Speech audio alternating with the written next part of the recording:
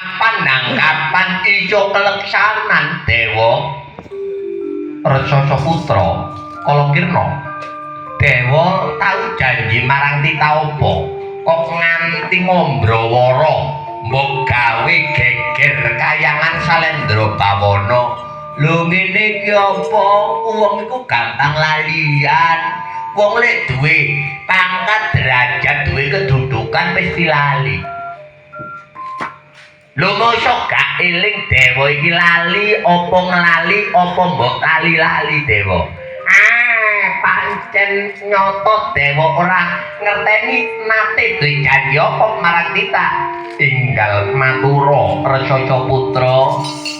Ini Dewa eling apa ndak? Tahu janji marang Tita aku mbok dadekno wujud sampurna.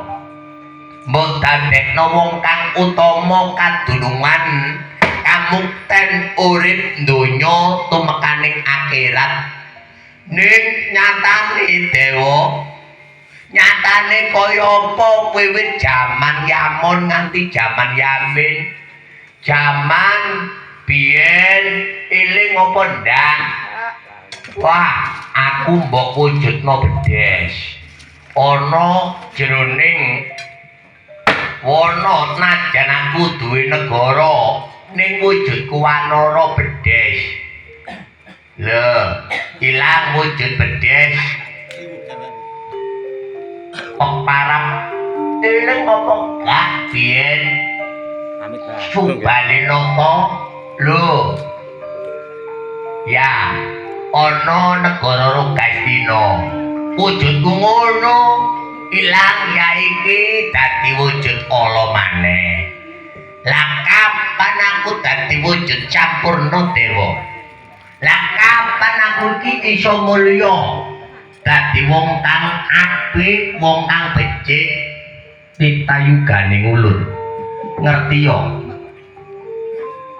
Sejatine kahanan dudu ingsun ingkang ingkar janji, ning kabeh ku ana titi mangsane.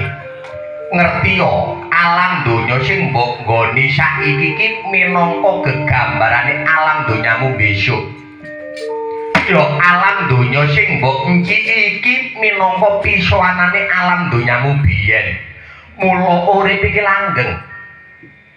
Sukma ninggal raga mung golek pencelokan kanggo nebus dosa. Lah saiki aku takon, awakmu utang ping pira nyaur ping pira? Apa-apa penggal, eling apa ndak? Lho sing mbok karepno Dewa, utang ping pira nyaur pira iki ya apa? Lho, guru ngerti. Gak ngerti jebule. Lho, samudana takdir uripe manungsa iku awakmu sing nyores. Lelakon awakmu mlaku sak jangka iki nandur sing mbok rasakno ngondo.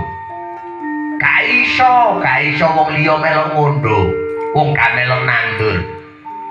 Sepiro tanduranmu ya iku ndunduamu. Eling apa ndak biyen peparap Ratu Rogastina awakmu merjaya sapa?